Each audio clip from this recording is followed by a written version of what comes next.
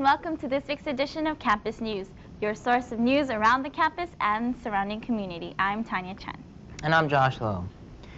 Kicking off our show, do you see a four-year university in your future, or perhaps a two-year college? Elvis Stumpbergs brings you information that might be helpful in making your decision. Many seniors is whether they should go to a two-year community college or a four-year university. One factor in answering this question is cost. The average cost per year at a community college is only $250, while a year at a UC is $4,000, and the average year at USC is $20,000. Next, you factor in location. Community colleges are oftentimes much closer than most four-year universities. Then you come to class size. As a result of the smaller class sizes you find at community colleges, the students often receive more individual attention. Education you receive during your 2 years matches that which you would get at a four-year university. Most students transfer to four-year universities at the end of their 2 years. In fact, 30 to 40% of juniors at four-year universities are transfers from community colleges. Your efforts in high school should, however, be the most important factor when deciding whether to go to a two-year college or a four-year university. It really depends on the student. I mean, I've always tried to tell students that if your grade point average is over 3.0 and you score over 1,000 on the SAT, it seems to me that you'd be probably prepared to go to a four-year institution. And for students who have high GPAs and who have high SATs, I would advise them to apply to the four-year institutions because there are lots of scholarships and financial aid available. Remember that the choice is entirely yours to make. We hope you make the right one. Elvis Stumpbergs, John Marshall High School Campus and Community News. Of all the students graduating from high school, only about 25% enter four-year universities. Half students enter two-year community colleges. Although the Rowena Reservoir is only a pile of dirt right now, soon it will be a sight to look at. Here's Maisha, Javier, and Josh with the story. The Rowena Reservoir project is the culmination of over 6 years of negotiations and commitment between the Department of Water and Power and the neighborhood residents. The reservoir will feature 2 waterfalls, artificial rockwork, and it will have extensive landscaping. A new filtration system and treatment facility will be installed to maintain water quality. Well, what they're constructing here is a 10 million gallon pre-stressed concrete water tank that will be buried, and over the top of the tank there'll be 2 reflecting ponds. The Los Angeles Department of Water and Power acquired the Wicks Reservoir in 1902. It was reconstructed and renamed the Rowena Reservoir in 1910. The open reservoir remained in service until 1992, providing regulatory and emergency storage for water until the State Division of Safety ordered it to be drained because of seismic concerns. Improvements were started after the reservoir was drained in 1992. A 72-inch diameter bypass line was built to allow room for an underground storage tank.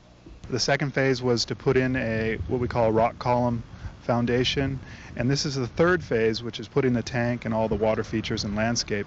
This portion of the phase itself is just under $12 million, and the 3 phases total, I believe, is around $22 million. Because the old reservoir provided a tranquil and scenic view to the local residents for many years, the Department of Water and Power worked with volunteer representatives from the Rowena community to develop the replacement project to restore the water and scenic landscapes of the Rowena Reservoir. I heard it was opening in the year 2000. I can't wait to see it. I know it's going to be a really pretty sight. On the desk this week with FYI, here's Elia Ortiz. Elia? Thanks, Josh. Good morning, barristers and community viewers. Welcome to FYI. Today at lunch, Comedy Cabaret will be performed in the auditorium by the orchestra and drama classes as a fundraiser. There will be music and comedy skits performed by our own thespians. The entrance fee is $1, and the first 100 who enter will receive a free water bottle. The Sunset Junction Street Festival will be needing volunteers for the whole weekend. If the festival is just not your thing, you could help the Echo Park community for voter registration. Still aren't interested? Well, the Las Feliz area will also have a community cleanup. If you are interested in any of these opportunities, there's the mandatory meeting today at lunch in room 620. Well, that's it for this week's FYI. Back to you guys. Thanks, Elia. Good job. Remember, barristers, this Tuesday, the 25th, will be a shortened day, which means early dismissal, 2 p.m. for B-Track and C-Track students. Do you want to know how to shop for a bargain? Well, here's Angela Toe with Your Money. If you're low on cash and you still have that craving to shop, here's a few places you can shop for less. The first place we visited was the Industrial Shoe Warehouse on Santa Monica Boulevard. There, we found a pair of Skechers for $59.99.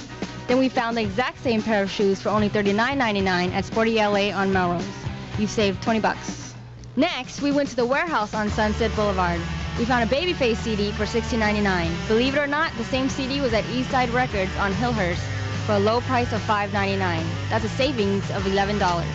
The third place we visited was Pizza Hut on Hyperion. There, a plain medium pizza was $9.99.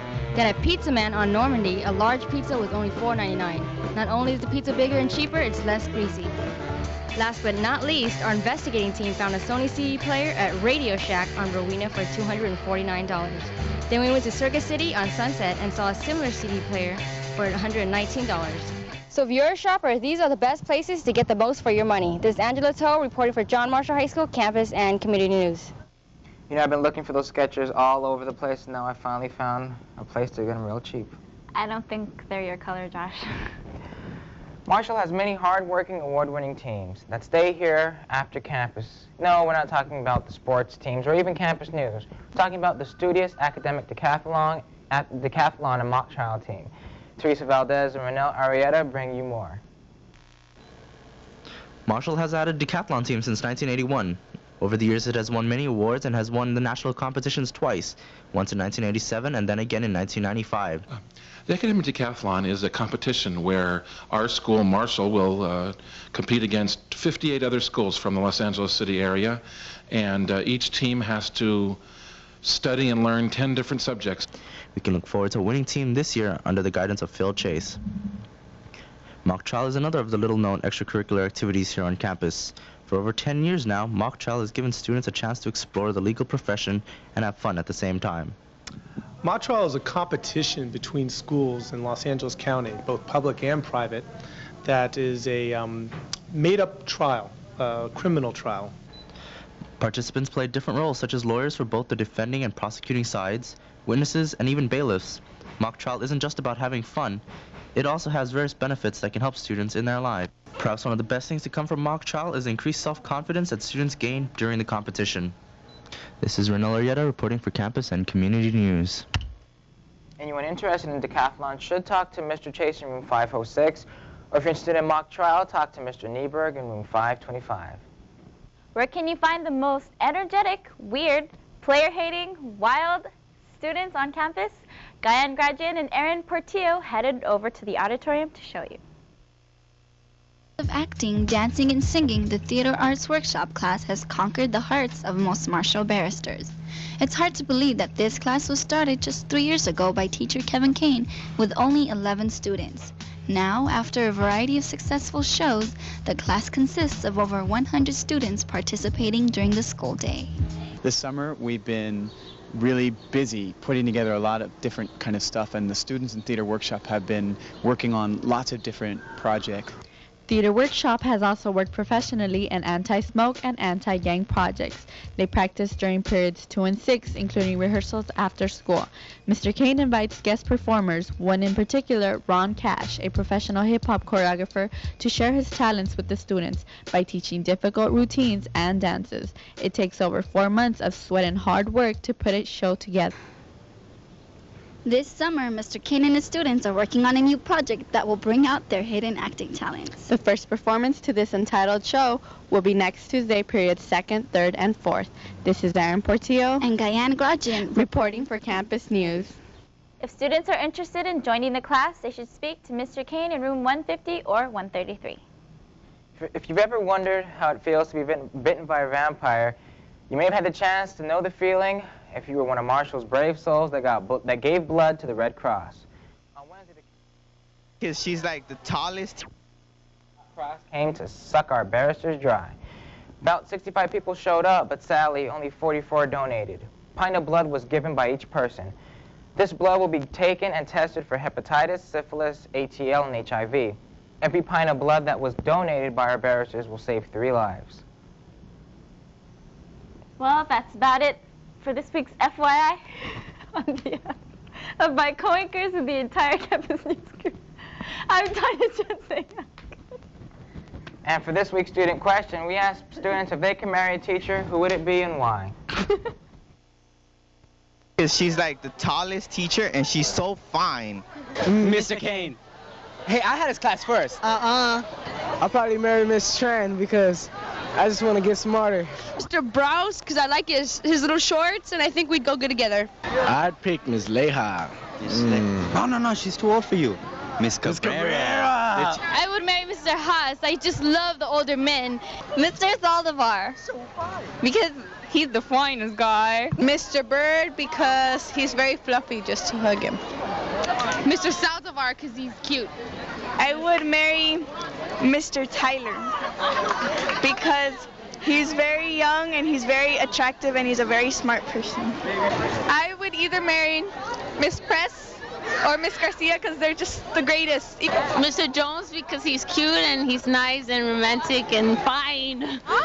Miss Pagushin or something, because I think she's real pretty. Miss Hoyt because she's good with animals.